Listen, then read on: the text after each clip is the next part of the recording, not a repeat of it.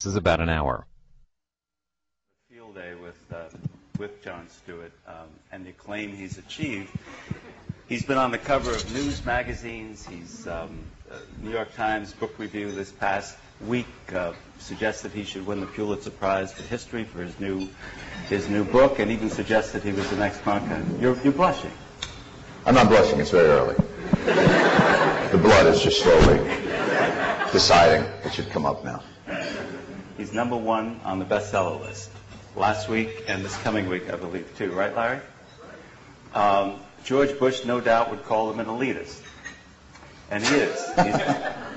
He's an elite comic, an elite satirist who makes you laugh, and then you realize you've been punched in the stomach.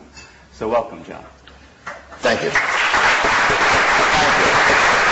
It's very kind of you. First of all, I just want to say how happy I am to be here. My only regret, obviously, is that we couldn't have done this earlier. I really shine around 6.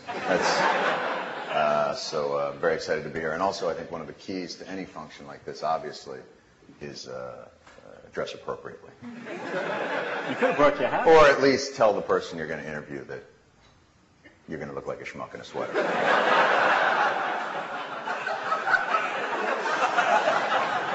But listen, it's I'm sure you were very busy with your thing. All right. Can I go on it? Yes. I'm ready. So in your book... Did we sell any advertising yet? How did you get Thomas Jefferson to write the introduction to your book? Thomas Jefferson, for those of you unfamiliar with the book, wrote the foreword to the book. Obviously, he wanted to call it a preamble. We suggested to him that that was old school. It's the 21st century now. And so we were excited to have his input. The language is a little flowery, but with some editing, he was able to produce a page and a half. Which, as you know, when you write a book, is how it is talked about. Are you almost done? How many pages? Good, done. You watched the debate last night? Oh, was that last night? What you think? I thought both men took rhetoric to another level. To see the use of litotes, puns, syllogism, I was truly blown away. Cicero himself would have plotzed. I thought the debate last night was very interesting in that I think they should have stopped at 2. I really think that they ran out of things to talk about. I remember at one point, it was about 45 minutes into the debate, I don't know if you saw it, Kerry just turned and said, "Did anybody see the OC last night?" So I thought that was a real sign that things had slowly begun to wind down. Did anybody happen to see it? I know you're in the media, so you probably didn't get a chance. But I thought Bush, was well coached. He wasn't angry Bush from the second debate or retarded Bush from the first.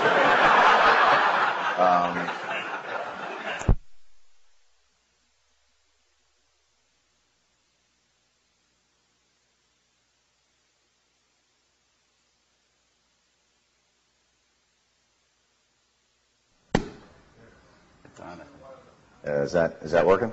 Is it? Good. It's very interesting to watch them. Do you remember when Magic Johnson had a talk show? This is going back a ways. But when you would watch Magic Johnson do a talk show, and he would interview a guest, you could see Arsenio's advice to him the night before, slowly winding its way back in his mind. You know, as he was talking to Cher, you know, you could just see Arsenio behind him going, "Just keep it happy, man, keep it happy." So when he would start to get bored, all of a sudden he would be like, "Gypsies, tramps, and thieves!" That's how I felt about watching these two men last night. Not that Arsenio was advising them, but that you could watch, you can see them processing the information that they have been given as opposed to getting the job done. And I think it was unfortunate because The president, I think, has to perform in that manner because he's in the very difficult position of living in the world that we all live in and the facts that have occurred during his administration. So that puts him at a disadvantage. It's hard. But Kerry could have ended it last night and didn't by, I think, deciding that presidential was to ignore the odd aura of unreality that was emanating from the other podium. And I think he could have ended it last night and didn't. So you think he was too cautious? Have you been listening to a word I've said?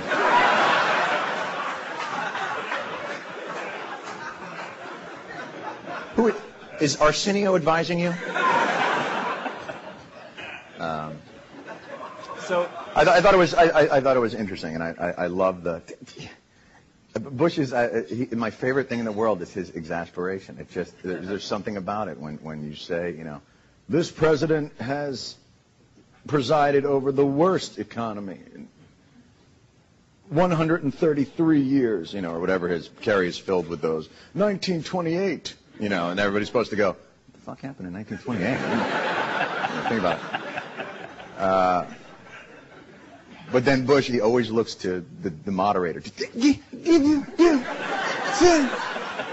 he allowed to bring up the war? I mean, everything's going crazy, and he's liberal. So to ask the favorite press question, who won?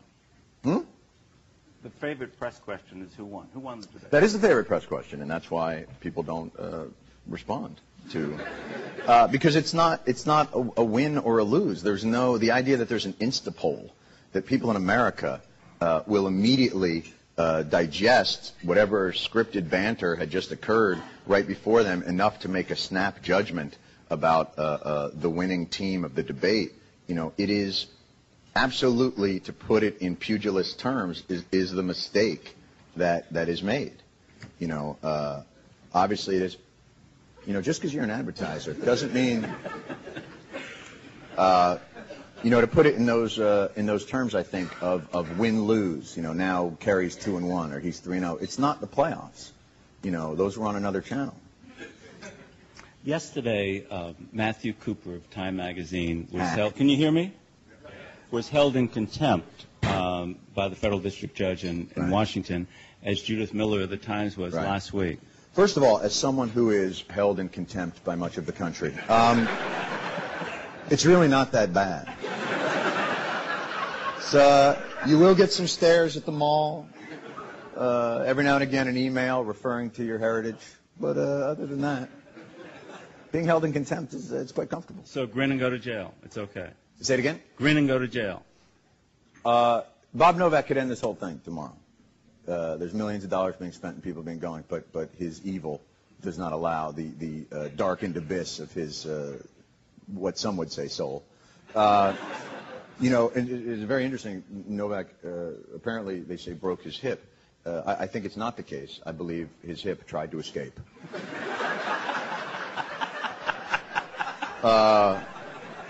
I believe on its way out, obviously, the femur said, "Stay, we'll do it later."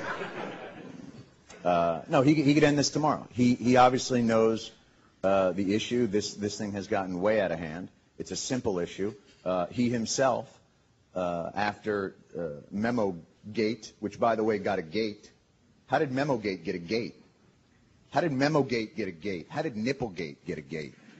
We invaded a country with the wrong information, and Janet Jackson's tit got a gate. Who gives out the gates? Is there a gate? Is there I mean, it's absolute. We're living in insanity. Have you asked Novak on your show? Novak? No. I would not have him on. I have standards. I would not have him on. I wouldn't have Mike Tyson on. You know, I wouldn't have. I wouldn't do it.